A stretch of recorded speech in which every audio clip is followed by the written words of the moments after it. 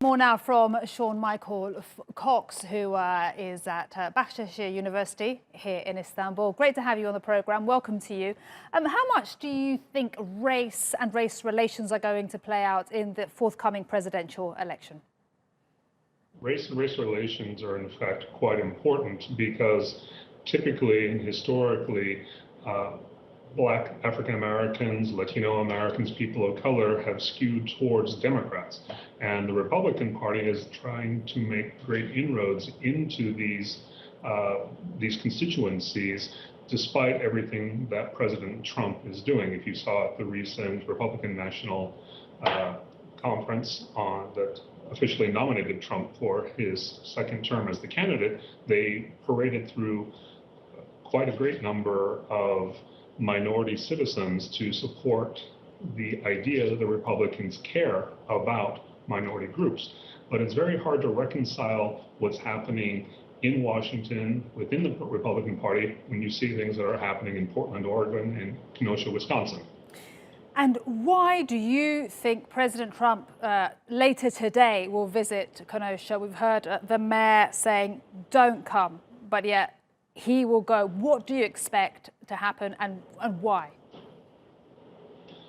Trump wants to go to Wisconsin to show his core constituency that he's a president that cares about law and order, but he also wants to try and demonstrate a softer side that he cares about people's concerns. The only problem here is that it seems that he has a very big disconnect between what he sees as law and order and what the people's concerns are.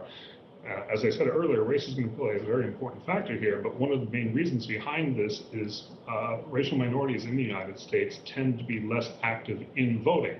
So if Trump can go to Wisconsin and demonstrate that he's there to represent law and order, he's hoping to energize his base, and Wisconsin is a very important swing state for the upcoming elections, that if he can galvanize support there, then he might do well when the presidential elections come in November. Okay, so it's an important swing state. Great to know that. And his campaign message, President Trump's campaign message of a law and order president, how strong is that right now, given the latest violence, given the images we're seeing under his presidency? Well, in fact, the actions of protesters are, to a certain extent, supporting his message of law and order. He's saying that, and his campaign is saying that if you support Joe Biden, if you support the Democrats, you're likely to see more of this type of violence. But I'm going to come in like I did in Portland. I'm going to come like I'm going to Wisconsin. I'm going to come in like we did in Washington, D.C., and clamp down on the violence, clamp down on the protests so that there can be peace and there can be calm.